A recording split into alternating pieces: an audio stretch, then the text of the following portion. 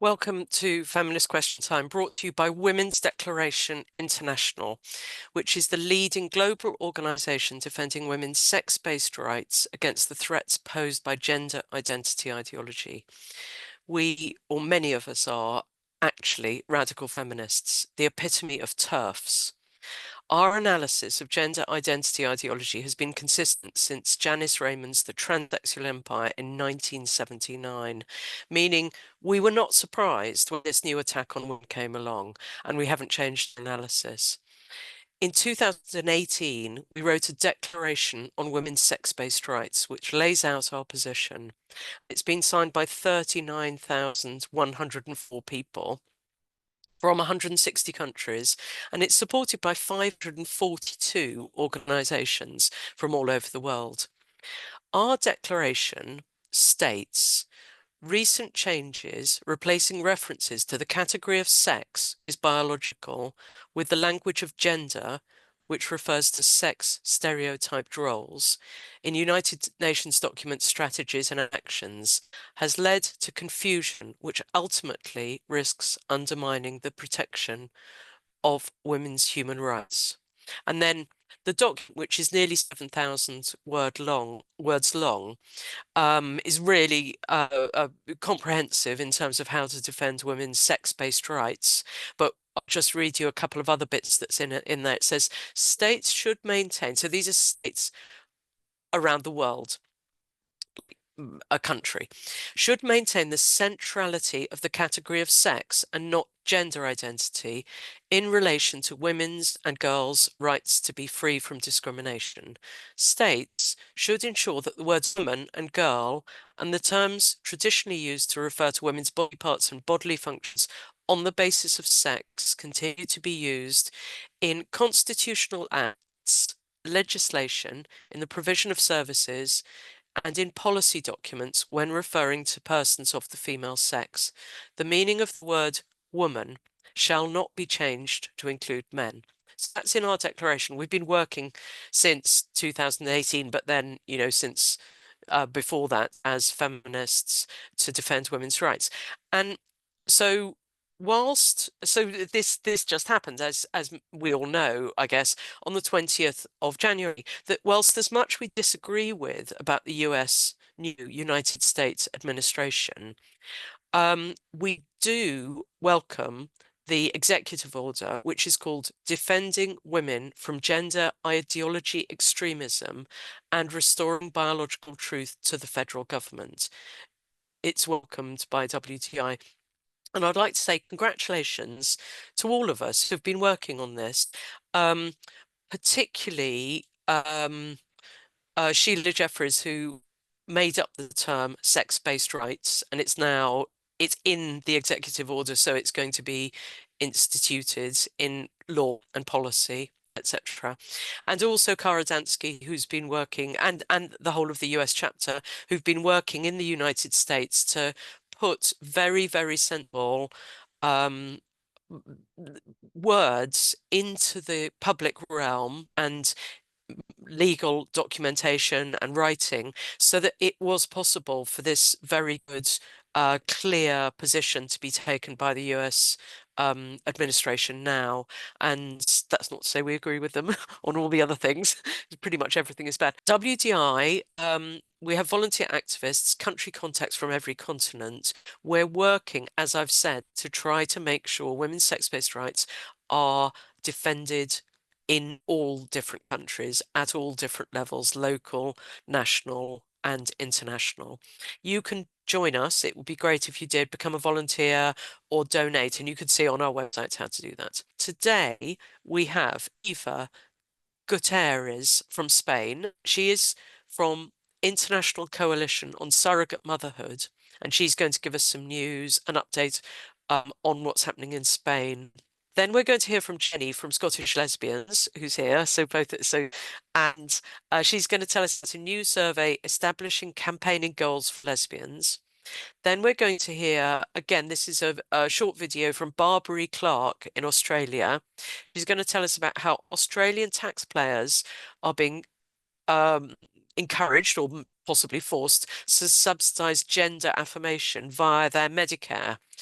And then Megan Blake, who's going to give us an update on Tickle versus Giggle and the Lesbian Action High Court judgment, and then news from Kerry, our anchor in America that everybody loves, the fantastic news from Kerry in America. So our first speaker is Eva. So hello, Eva Gutiérrez.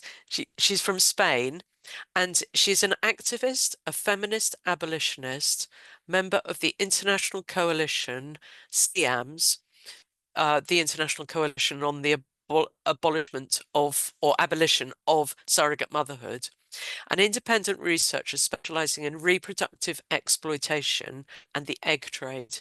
She's published various articles in digital media in Spain and participates in talks and presentations to raise awareness of the abuses of the fertility industry.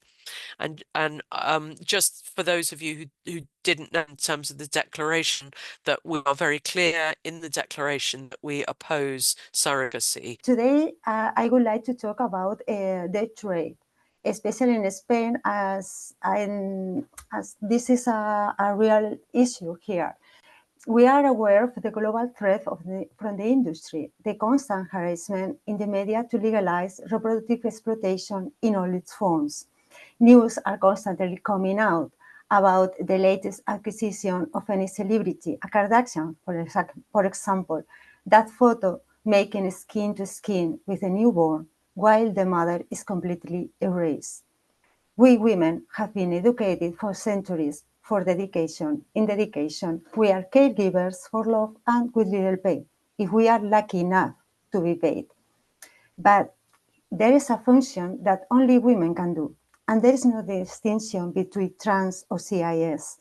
Only women can provide life. Only we have a uterus, and only women can produce the supercell, the ovum. The ovum is the largest cell, the one that transmits the mitochondrial DNA, the one that chooses and corrects the best sperm. New studies are constantly coming out that increase the importance of female gametes. They are limited, finite, therefore when we are in the womb, in other mother's womb, all the follicles that can become eggs are already formed when we are there. Hundreds of thousands that will reduce their number and quality over the years. And there we have a niche market that industry is not going to let go. They are selling us that we can be mothers whenever we want, as long as we have the money. But today we are going to talk about what happens when you are the raw material in the industry. Recently, we were shocked by the Scottish government announcement encouraging young women to donate their eggs. Well, in Spain, in universities, social networks, public transport advertising, this is constant. This is every day. We are the second world power in egg providers, only behind the US, and the second world power in assisted reproduction clinics. 11% of the children born in Spain are through assisted reproduction techniques. We are the favorite destination for reproductive tourism in Europe. 10,000 fertilization cycles each year only to foreigners, mostly Italian and French. But we also export to other countries. 60% of the material used in Europe has a Spanish origin. Ovobank, the largest egg bank in Europe, is Spanish, and you can buy and send gametes to any country in European community. And why? First, publicity. According to the law, economic compensation cannot be mentioned, but it is done. Another cause is precariousness, low salaries, lack of aid, the price of rents, and the main reason, the one most used by the agencies, altruism. Altruism? In France, it is altruistic. Nobody donates because it's not paid.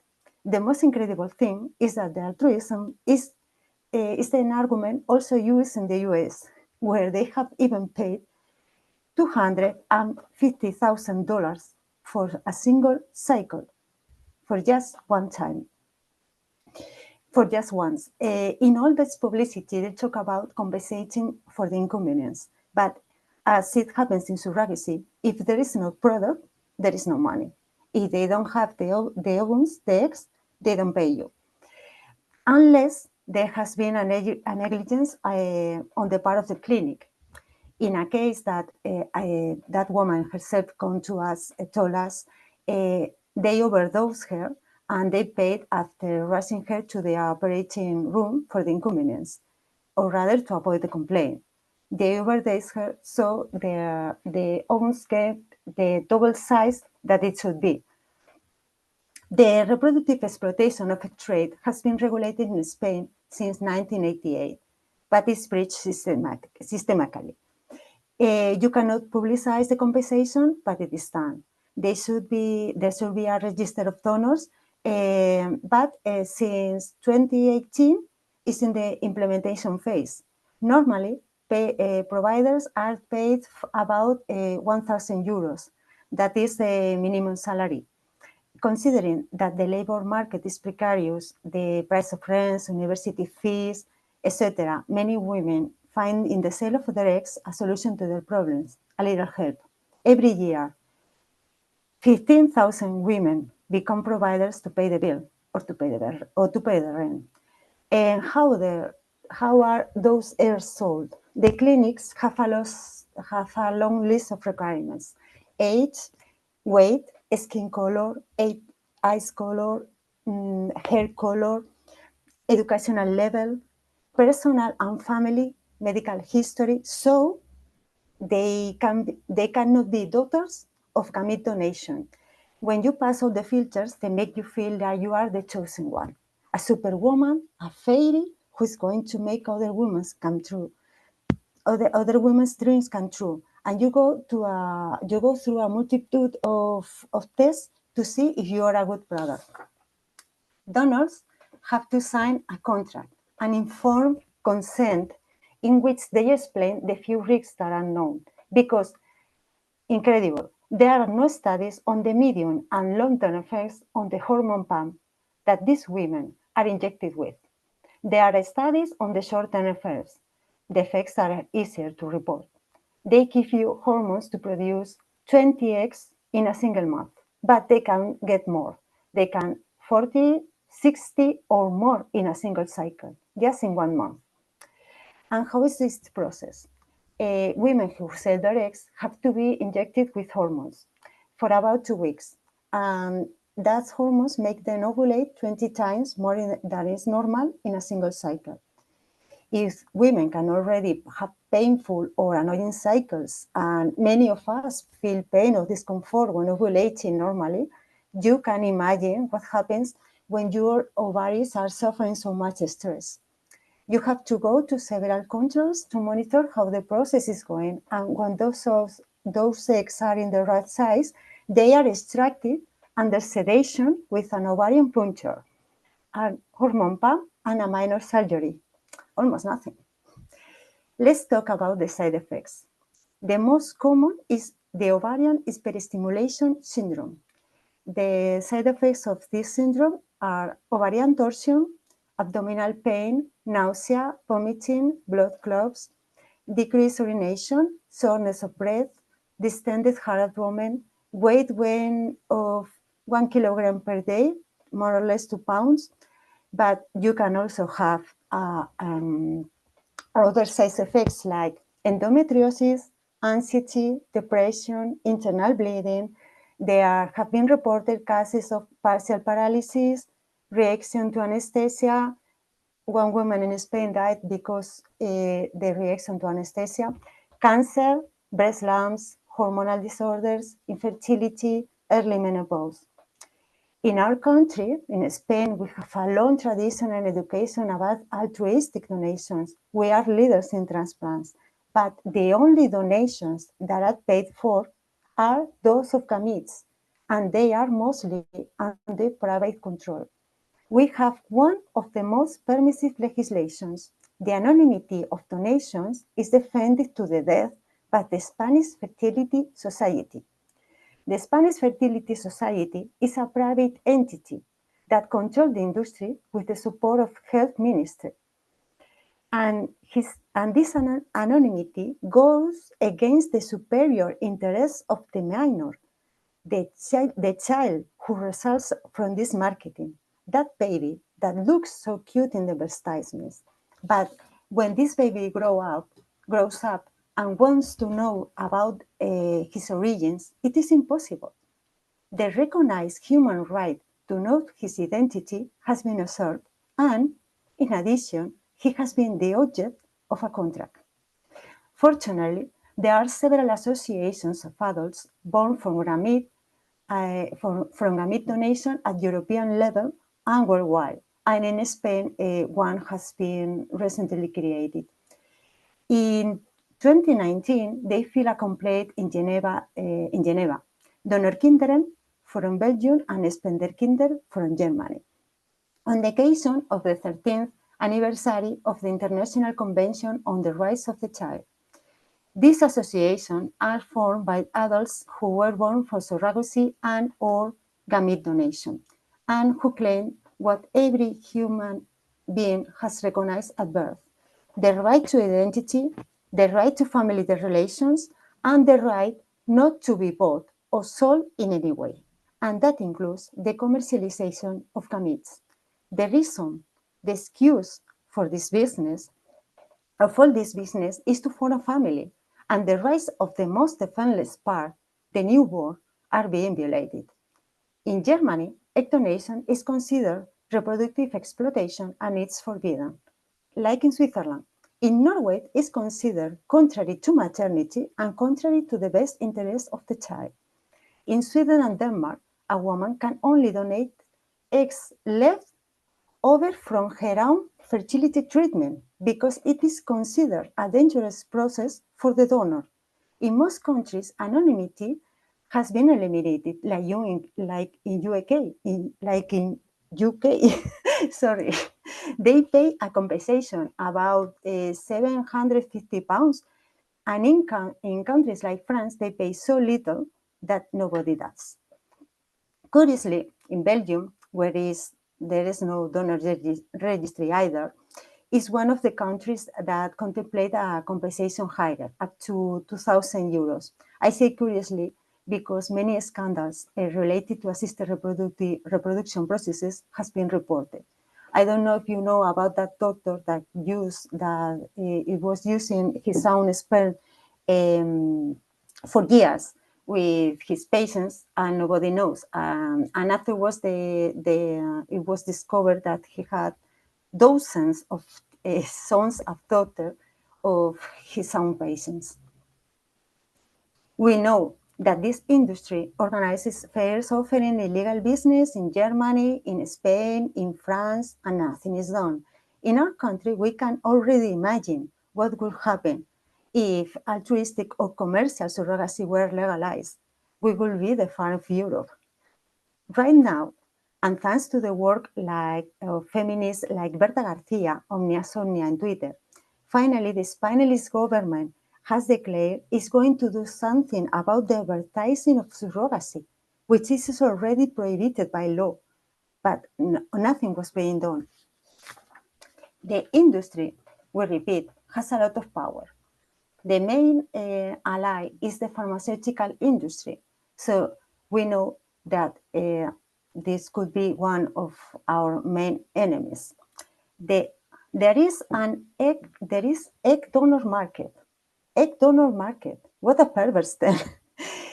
Well, this donor market is valued only in Europe in more than 1,200 millions of euros, and it's expected to reach the double, 2,400 million euros by 2027, with double North America, with 450 million in business. Of this market in Europe, Spain accounts the 40% of reproductive students, and some research indicates that more than 60% of the eggs used in assisted human reproduction in Europe come from our country.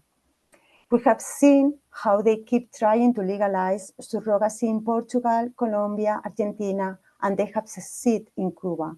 They create the market, they create the need, they disguise it as inclusion, and then they introduce the commercial option. In Canada, they continue to talk about altruism when it is known direct payments for foreign bank accounts.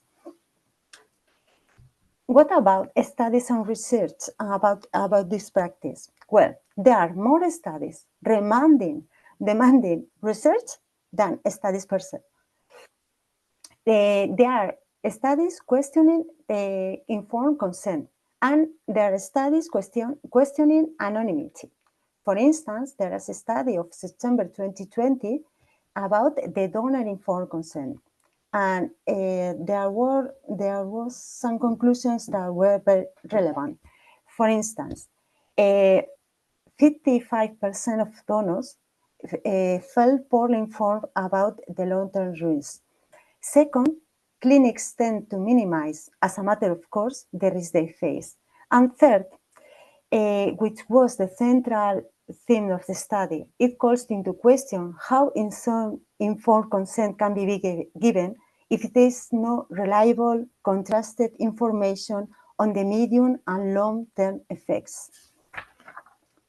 For example, ovarian hyperstimulation syndrome, one of the few risks recognized by the clinics, the clinics speak of an incidence of 1%, but in reality, this incidence can be as high as 7%, according to other studies, and can be from moderate to severe.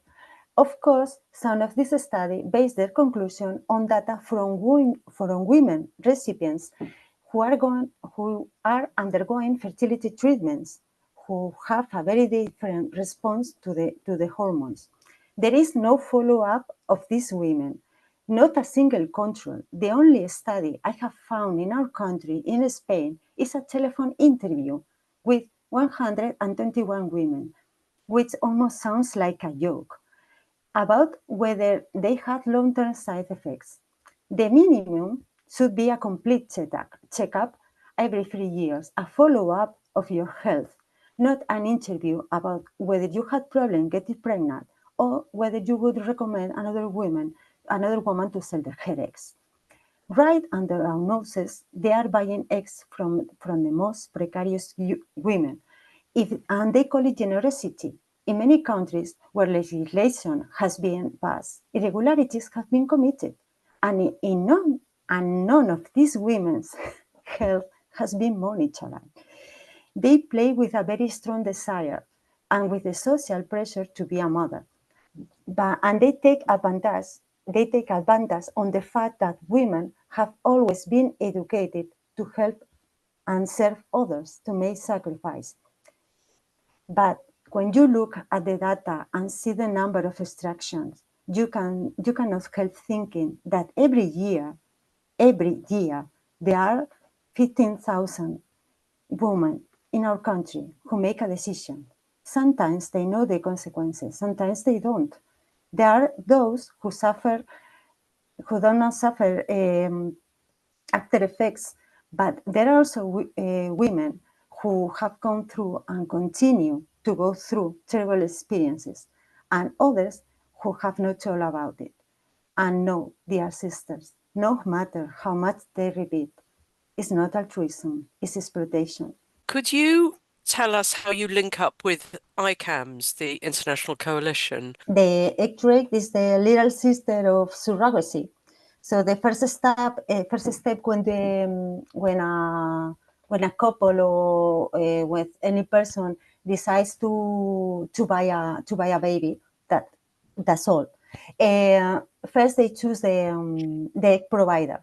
The egg provider, you can choose it. For instance, in Ukraine, you can see a catalog with photos and the bio and everything. And the US is like they have even an Instagram profile. There are agencies that only search for a type of provider. For example, there is one of the most important and the most expensive is only for Asians, customers.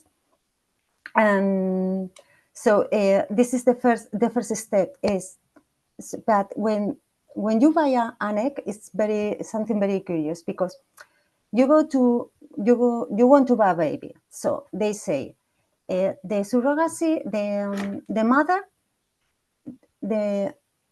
I mean the woman you are using to carry that child is using another woman's egg. So she is not the mother. But according to Spanish law, you are the mother. At the end, who is the mother? The one who pays. How about young people in Spain? Are they aware of what you've just explained? They're not aware, because this issue has not been treated in as it should be in the last few years. We noticed because about the publicity. In every university, there are a lot of information about selling your eggs, and about the economic compensation, and in social networks. Afterwards, you begin to investigate, and you see there's a real problem here. But it was something legal, and it was something that was regulated.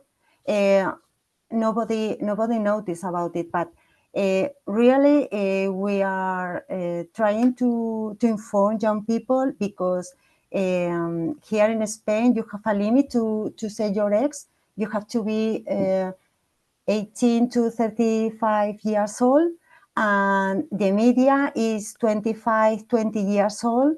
That is more or less when they're in university. There are girls that have paid her studies selling their eggs.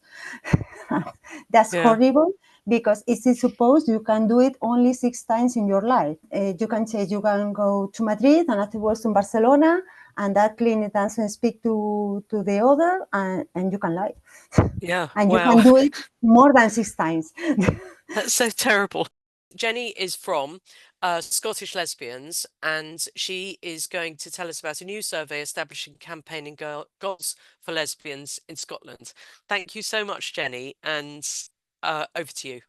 As most of you probably know, Scottish Lesbians, along with the Lesbian Project and LGB Alliance, was an intervener in the For Women Scotland case at the Supreme Court, highlighting the impact on lesbians of men basically being able to get a certificate saying they're women. We're awaiting the judgment. We should hear in the next few months, and that will let us know whether we can legally exclude men who have a gender recognition certificate from lesbian groups and spaces. And we know that lesbians in different countries are affected by similar legal situations. We've all been watching each other's court cases. And I'm sure that everyone here is aware of the recent ruling against the Lesbian Action Group in the High Court in Australia. And we're all hoping for breakthroughs so that we can start to rebuild lesbian culture and have hope for the future. And as part of that, we want to be able to show politicians, legislators, that we have consulted with lesbians, that we are representing accurately the things that are important to lesbians, that lesbians have told us about. We all have anecdotes. We all know kind of the common sense approach, but we're talking about the law here. So we want something, a bit more evidence to be able to take to politicians. And we published our first piece of research in 2023. And that was a qualitative study in which we asked lesbians to tell us about their coming out experiences and some wider things as well. And the themes that came out of that study that we identified within the responses we got included things like porn culture, lack of lesbian role models, lack of lesbian culture, and of course, the impact of gender ideology. So this is the piece of research that we published in 2023. We called it This Is Who I Am. So if you want a copy of that research, it's available from our website, scottishlesbians.org.uk. And we're now doing some quantitative research. We want to get some stats, basically, with the aim of gauging what lesbians feel are the most pressing issues for us, and getting some priorities for moving forward with campaigning. We want to hear from as many lesbians as possible so that we can really feel that we're representing lesbian voices in our meetings with politicians, in all our activities. And we are planning to make the results available to other groups if they would like them. And we've linked it to our previous research by taking the themes that women previously identified and asking lesbians to prioritize them. So the format of these questions is that the issues are on the left, and there are more than that in the full survey, just 2 or 3 more. And the survey asks you to say to what extent each one is affecting lesbians. Not at all, to some extent, or to a great extent. So, for example, pressure to identify as something other than a lesbian. Do you agree that that is an issue for lesbians? What about the loss of lesbian-only single-sex spaces, isolation, porn culture? These are all things that directly came out of our initial research. And the next question following on from that, this question is about which issues lesbians would prioritise for future campaigns. We're asking women to choose at least one. Some women have ticked all of them, which is fair enough. But you can choose any number, any ones that you feel are important to you. And after that, we ask women to choose their top priority for campaigning. What's the single biggest thing that they would like to see in a lesbian campaign? It might be one of these issues, but it could be anything at all. And actually, we've already had women choosing things that we hadn't listed. You know, something that was completely important to them, but that we hadn't thought of. So that's brilliant.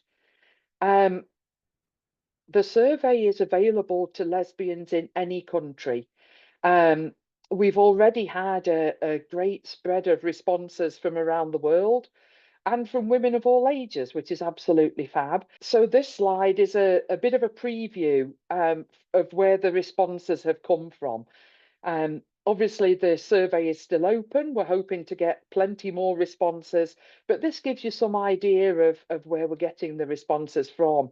Around half are from the UK, but we're also getting a good number from Australia and New Zealand, not surprisingly, and from North America as well. So how do you take part? The link is on our website, scottishlesbians.org.uk. There's a button right near the top of the website that takes you directly into the form. It's a Google form, so it should be pretty straightforward to complete. And I should say at this point, it's completely anonymous. We don't ask for any identifying details other than age and roughly where you are. So we're not going to be able to identify anyone from that. And that's the whole point. We don't want to be able to identify anyone. Having said that, we have put a space at the bottom where if you would like to receive a copy of the report when we produce it, you can give us your email address. But that is entirely optional. We will, of course, make the findings public as soon as we've done the report. So we're hoping to use quotes from women in the final report. We've given women space to tell us more if they would like to. And one observation that we could make so far is that if you give women space to use their own words, they tend to use that space and be very, very generous with their time and their thoughts. We've had some very full and very moving text from women telling us what's important to them and what issues are having an impact on them as lesbians right now. We didn't, I don't think, include anything about religion in there, but I think there are some lesbians out there for whom that's a real problem. the approach of their religion or the attitudes within their religion. There could be all sorts of issues there. And of course, whatever women tell us, we will, of course, reflect as much of that as we can in the final report. And we'd like very much to thank the women who've taken part so far. We're well on the way to 300 respondents now, which is brilliant. So if any lesbians listening now would like to give us 5 minutes of, or a bit more, of their time to complete the form, we'd be really grateful. When we presented our previous research to WDI, we got a fantastic response, loads of interest. So please, if you're able to, please do fill the form in and share it with any other lesbians that you know as well, just lesbians. We know that other women have lots of opinions that they want to share, but we're looking specifically for lesbians. I can see somebody's asked there how long the survey's open for. To be honest, at the moment we haven't put a time limit on it, but it won't be all year. It might be another month or so, something like that. And we will probably tweet out when we're going to close it. So now we're going to hear from Barbary Clarke. She's from Australia. She was a late starter with lesbian feminism, but made up for lost ground. Early member of Matrix Guild, a voice for older lesbians, organised camps, concerts, art, exhibitions, directories, conferences, articles in L and AMP, G Press and AMP, and other publications. Many submissions to UN human rights conventions, etc., and founding member of Long Breast Press Collective. She's going to tell us about how Australian taxpayers are being pushed into subsidising gender affirmation via Medicare. Greetings from Naarm, Melbourne on Wurundjeri Woiwurrung country, sisters. There are three main developments in Oz I'll talk about, but I'm going to bury my lead. For women whose first language isn't English, this means that I'm not going to discuss the most important story first. 1.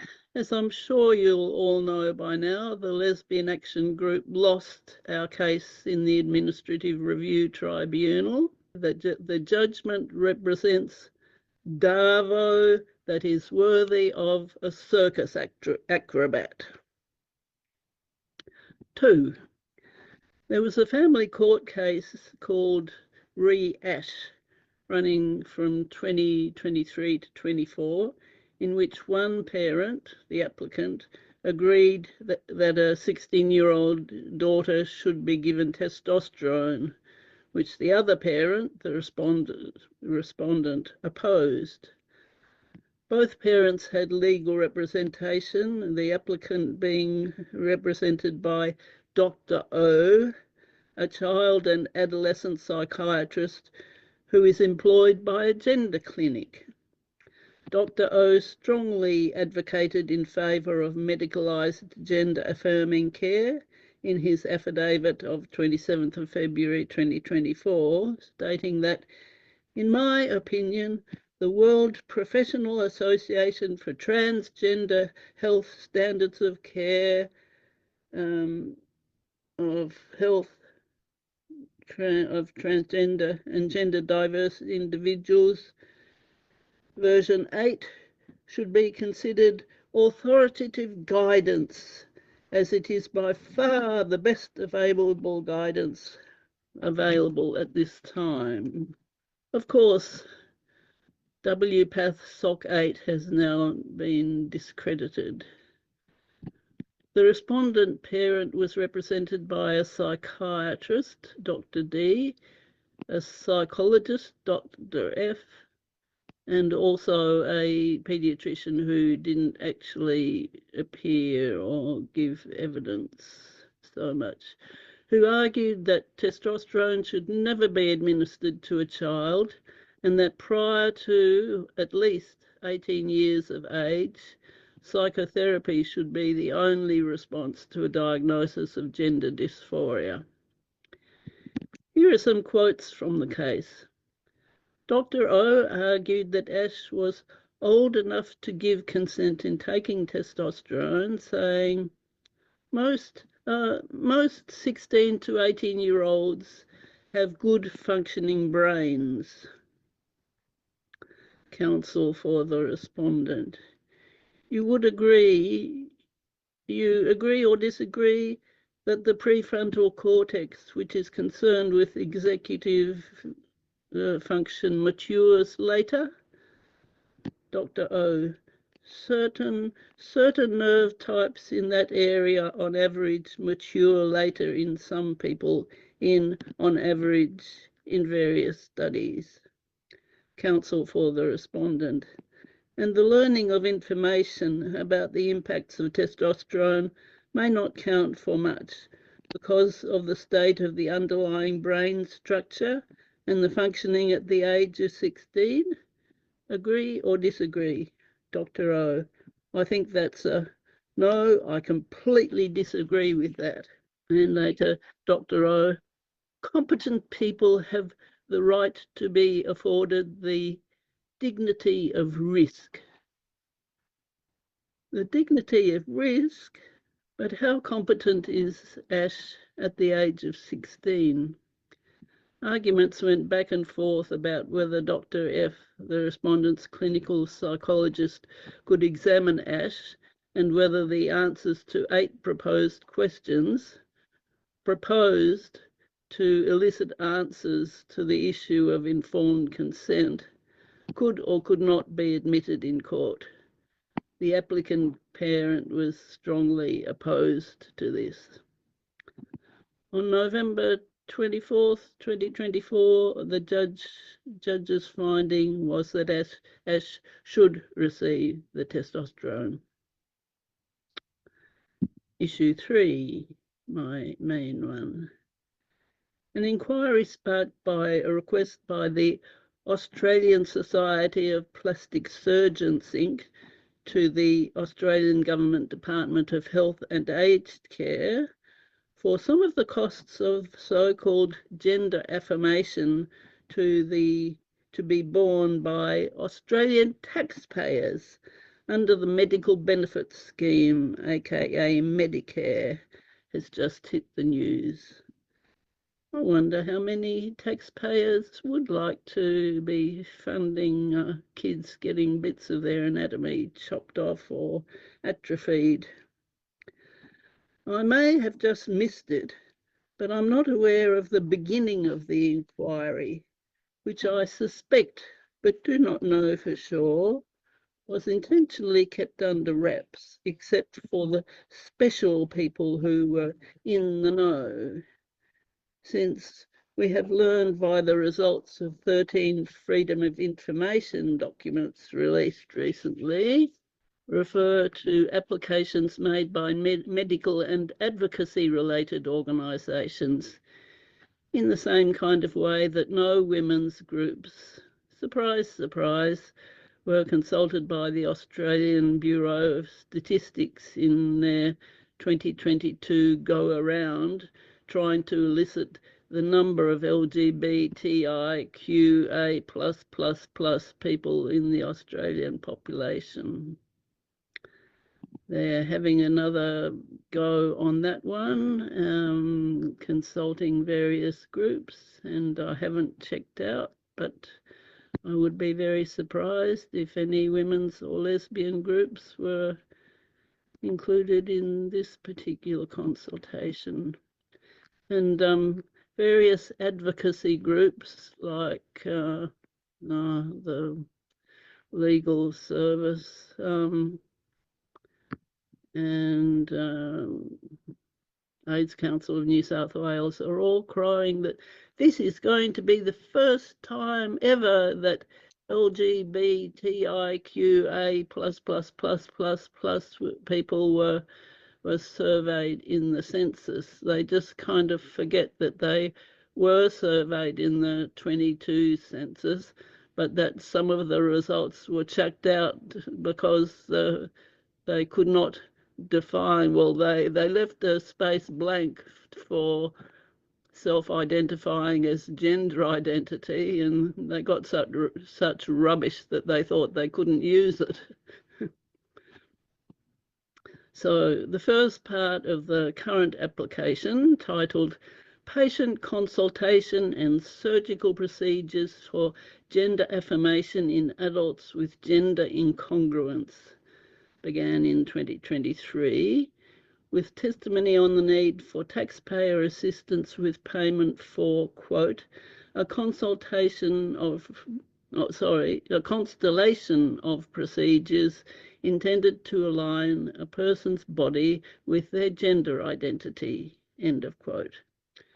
According to the plastic surgeons, this would require, quote, amendments to the medical benefits scheme items relating to health assessments and development of multidisciplinary care plans to facilitate a multidisciplinary best model of care framework for patients pursuing medical interventions for gender affirmation that extends before and after surgery.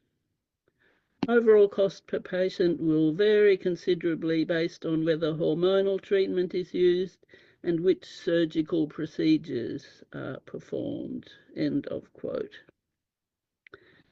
It was estimated that around 128,000 TG people, roughly half each of who had been assigned male and half female at birth, would be candidates for gender affirming medical intervention.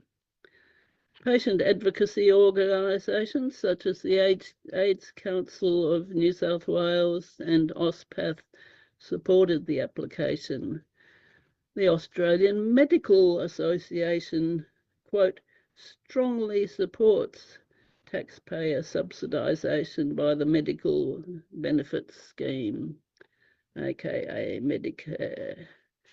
I think Joe may be putting up the link, but the details can be found at https://msac.gov.au/applications/1754.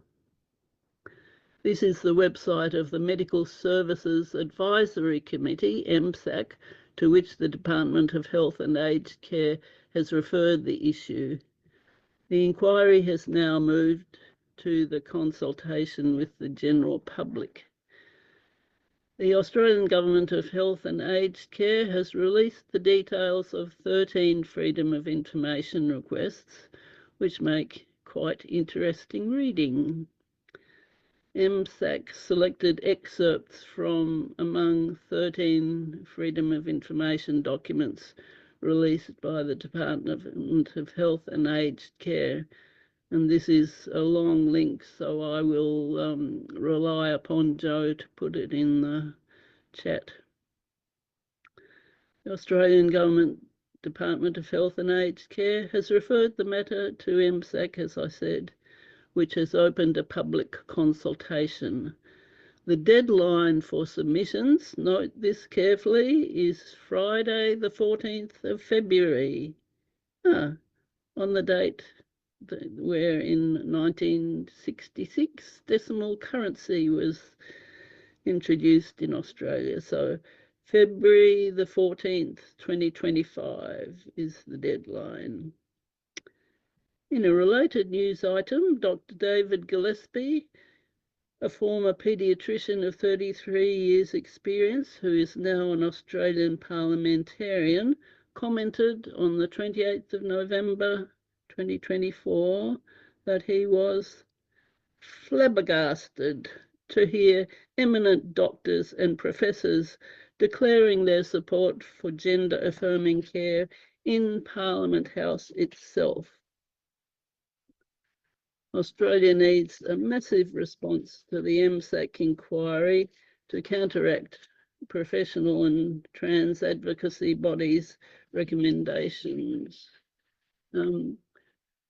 Restore Women's Rights, or RWR, a new organisation formed to lobby politicians on natal women's, including lesbians, human rights, will soon be going live.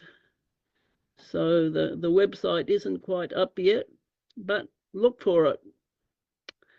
Over and out till the next exciting instalment. We have two major legal updates this week, one on the Tickle and Giggle case and one on the Lesbian Action Group against the Australian Human Rights Commission. Firstly, Tickle and Giggle.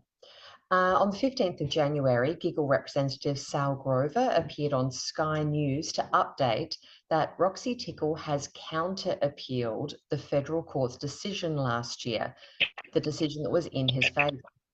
His argument, if successful, would likely result in being awarded higher compensation. Giggle has said that it has filed its own appeal challenging the federal court's definition of sex in the Sex Discrimination Act as being legal sex rather than biological sex, and arguing that the judge erred in finding that the Giggle app was not a special measure to advance women's equality. So Giggle is challenging both of those. Grover updated that Tickle, however, has counter-appealed, and he is challenging the finding that his exclusion from the app was only indirect discrimination rather than direct discrimination. So the court found that Sal removed him because she perceived a man based on his appearance, and that this criterion of having a feminine appearance indirectly discriminated against trans women on the basis of their gender identity. Effectively, that they were legal women with the gender identity of trans women, and that expecting women, legal women, to have a feminine appearance would treat trans women unfairly. Tickle is appealing that and arguing that it was direct discrimination. In other words, that he was removed because of his trans identity, which essentially argues that Sal knew that he was a trans woman and not a man when she removed him, and that it wasn't just a byproduct of him looking too masculine. The Australian Human Rights Commission is intervening as it has a statutory right to do so.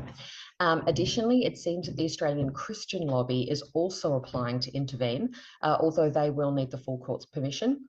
The ACL application, as they argue that the case touches on fundamental questions of freedom of association and the right to maintain spaces based on biological sex, which they assert should be upheld under the law. So it's essentially an intervention on the side of Giggle. The first administrative hearing is on the 12th of February. The second major case update is in the Lesbian Action Group against the Australian Human Rights Commission, so LAG against the AHRC. On Monday, the Lesbian Action Group received the decision of the Administrative Review Tribunal in its matter against the AHRC. In 2023, you might remember LAG applied to the Commission for an exemption under the Sex Discrimination Act that would enable it to hold female-only, lesbian-only public events and be protected from discrimination claims against it. The Commission at the time refused to grant the exemption, and LAG challenged that decision in the tribunal. It was represented by the Feminist Legal Clinic, staffed entirely by unpaid workers such as Principal Solicitor Anna Kerr and Barrister Lee Howard, acting pro bono. The tribunal affirmed the Commission's finding and refused to grant the exemption. LAG was denied legal authorisation to hold biologically female, lesbian-only public events. The tribunal described lesbian women, LAG specifically, who define themselves by biology and wish to publicly organise along those lines as a subcategory of the broader legal category of lesbian women, which includes men who identify themselves as lesbian. It found that seeking to exclude these other lesbians would be improperly discriminatory and not allowed under the Sex Discrimination Act, not something that they would permit with an exemption. The final section of the decision summarises the key part of the reasoning. The tribunal member says, In summary, the applicants identify as a discrete minority within a group in the community that is already identified by their sex and sexual orientation, characteristics that afford them the protection of the SDA. They seek to actively discriminate against another group in the community identifiable by their gender identity, a characteristic also protected under the SDA. I have determined that endorsing overt acts of discrimination cannot be the intended effect of the exemption power in the SDA. So, if female lesbians want to publicly organise without men who claim to be lesbians, that is improperly discriminating against those men. The decision affirms that in Australia, the Sex Discrimination Act does not protect the rights of an individual to biological sex-based protection or sexual orientation rights in a way that excludes people of the opposite biological sex based on their gender identity. Now, this is not the only way that the Act can be interpreted, because it does not say this explicitly, but it is the way that the Act is being interpreted. This, in practice, gives the protected characteristic of gender identity a status higher than that of sex and sexual orientation. It creates a de facto hierarchy of protected attributes. LAG has 28 days from the date of the decision to consider whether it wants to appeal, and we will update you. If you want to support the Feminist Legal Clinic, it is the only legal service in Australia that is a signatory to the Declaration and that has a statement on biological sex, and it receives no funding or council premises, so it runs entirely on donations. Thank you very much. I'm pleased to announce that this Thursday at 8 p.m. EST, our new anti-pornography working group will be hosting a live webinar in recognition of January as National Human Trafficking Prevention Month. Panelists, including Ellie Arrow, Aaron Brewer, and Melissa Farley, will discuss their efforts to combat the sexual exploitation of women and girls, with WDI USA Chief of Staff Kristen Zabrowski serving as facilitator. I'll share a link that includes more details about the event, including the registration link in the chat. In response to last week's House vote on the Protection of Women and Girls in Sports Act, we published a statement that concludes with the following paragraph. Representatives Moulton and Swazi should have made history yesterday by voting yes on the Protection of Women and Girls in Sports Act, thereby becoming the first Democrats to protect the sex-based rights of women and girls at the federal level. We're grateful that Representatives Cuellar and Gonzalez bucked the party trend and did the right thing by voting to protect the sex-based rights of women and girls. We also published new commentary contributed by our Lesbian Caucus. The piece titled Lesbianism, Can Symmetry and Equality Be Revolutionary and Sexy Too? Thoroughly deconstructs the opposites attract doctrine and other associated patriarchal influences within lesbian culture. Moving on, the newly rebranded People's March, formerly known as the Women's March, took place over the weekend. Board member Irene Lawrence and other WDI USA volunteers attended the event in Washington, D.C. There they handed out business cards and had some positive conversations about women's sex-based rights. Anna Heinrichsen, our California state contact, joined activist group Women Are Real and other TERFs in San Francisco to remind attendees that a woman is an adult human female. Brittany Watts, an Ohio woman who in 2023 suffered a miscarriage at home and was later falsely charged with felony abuse of a corpse, has filed a federal lawsuit against the hospital and healthcare providers who treated her, as well as the police and the city of Warren for their role in criminalizing her pregnancy loss. Watts was denied an abortion at just under 22 weeks of pregnancy, despite being told her fetus was not viable and that she was at risk of hemorrhage, sepsis, and death until the fetus was removed, according to the suit. While Watts was eventually cleared by a grand jury, the harm remains, and she now seeks redress for defendants' misdeeds and to hold them accountable. A few weeks ago, I mentioned that on January 14th, a district court judge would hear the complaint brought by Rhonda Fleming, a female housed in the U.S. Bureau of Prison System, to decide whether she has a right to bodily privacy from male inmates. Unfortunately, Single Sex USA reported that the judge ruled against Ms. Fleming's claim. The organization hopes to provide more detail on the ruling once they have had an opportunity to review a transcript of the proceedings. And while we're on the subject of men and women's prisons, SB 1049, a bill similar to California's notorious SB 132, requiring that prisoners be housed on the basis of self-declared gender identity rather than sex, has been introduced to the New York State Senate. The submission by Keep Prison Single Sex USA Director Amanda Stillman, in opposition to the bill, concludes as follows.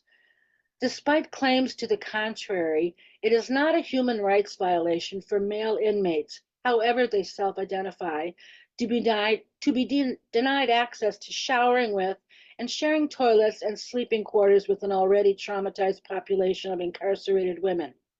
Consistent with New York's obligation to protect the rights of incarcerated women in its custody, we ask that you reject Senate Bill 1049.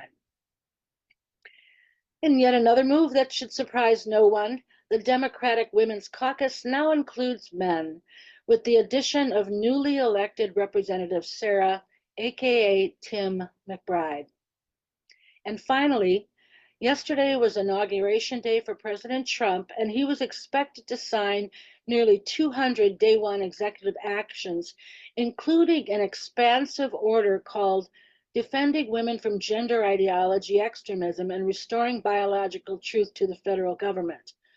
According to the Free Press, who got a sneak peek, the executive order establishes government-wide recognition of the biological reality of two sexes, ends the practice of housing men in women's prisons and taxpayer-funded transitions for male prisoners, ends the forced recitation of preferred pronouns, and protects Americans' First Amendment and statutory rights to recognize the biological and binary nature of sex.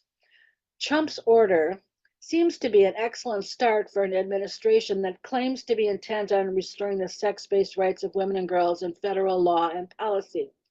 Despite the legal wrangling it and others to follow will no doubt engender, American TERFs are encouraged that adult human females appear to be deserving of protection, dignity, fairness, and safety to our federal government again.